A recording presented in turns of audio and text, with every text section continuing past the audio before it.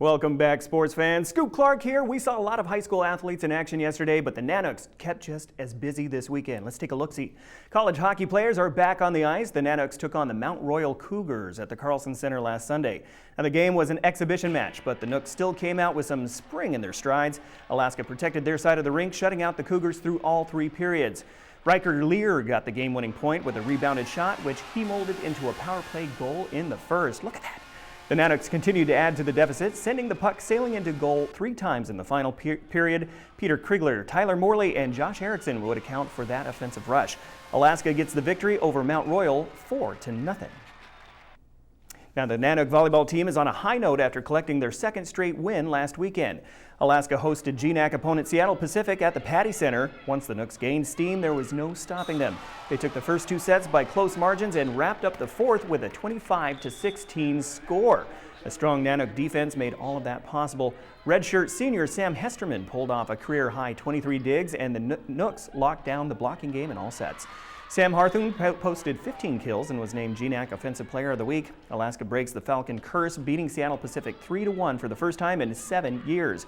UAF will face Central Washington on Thursday. And we'll keep it up on the hill with this week's Nanook Corner. See who is making big waves in the pool for Alaska. Mike Fussell files this report.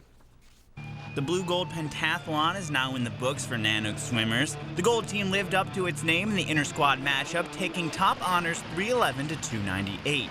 Head coach Scott Lemley says he believes when the blue and gold come together as one this year, the team may make history for UAF. I think we could take down the oldest varsity record we have, and then potentially all our relay records are at risk. So, yeah, this is a great team. Nook swimmers will face a conference-heavy front-loaded schedule this year. Cal State East Bay will be coming to the Patty Center pool in mid-November. That's a team Alaska has been keeping their eye on after several close losses in the past. We've never brought UC San Diego up, but we bring Cal State East Bay up quite a bit. And it brings out that rivalry. We are waiting to hear about the result of the appeal with the NC2A. If we lose the appeal, we won't have a conference championship, and our season ends in December. That's why we front-loaded all of our dual meets into the fall. Martha Hood is expected to come out strong after a big All-American freshman season. Hood says she began working hard in the off-season to stay ahead. This summer, I swam 4 hours a day, 2 in the morning, 2 in the afternoon, with my club team. And just as soon as season started, I jumped back in the pool with my head in the game, focused, ready to do the best that I can do this year. Hood has her eye on breaking records in some of the events she's already excelling at. I'm continuing to try and improve my 50 freestyle, which is my best event. One of my goals this year is to break the pool record and the team record that was set. The team record was set by Binti Heller, and so one of my goals is to break that. And then I'm just training for some big meets that are coming up. Victoria Adams was often the first to the wall during the big blue-gold pentathlon. Coach Lemley says she, among others, is expected to make a big splash this year. The Nanoks host Azusa Pacific October 16th and 17th at the Patty Center pool. Reporting, I'm Mike Fussell. Nanook Corner, brought to you by Sports Medicine Fairbanks. And the Fairbanks Ice Dogs are back in town after wrapping up a 10-game road trip last weekend. The Dogs met up with the Janesville Jets in Wisconsin on Saturday night.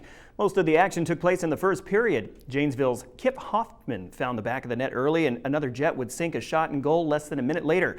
Oh, look at this name. Ice Dog Reinar Gorowski answered back with a power play score of his own. That put the tally at 2-1 with the Jets on top going into the first intermission. From then on, Fairbanks just couldn't get past the Janesville defense. The Ice Dogs did outshoot the Jets in the final 2 periods by 7 attempts, but it was not enough to get the win. Janesville takes it 3-1. Fairbanks, now with an 8-2 record, will host Kenai River this weekend. And that brings us to the buzzer for sports tonight. Mike Schultz has your full weather forecast coming up next. Thanks for checking in, and we'll see you tomorrow.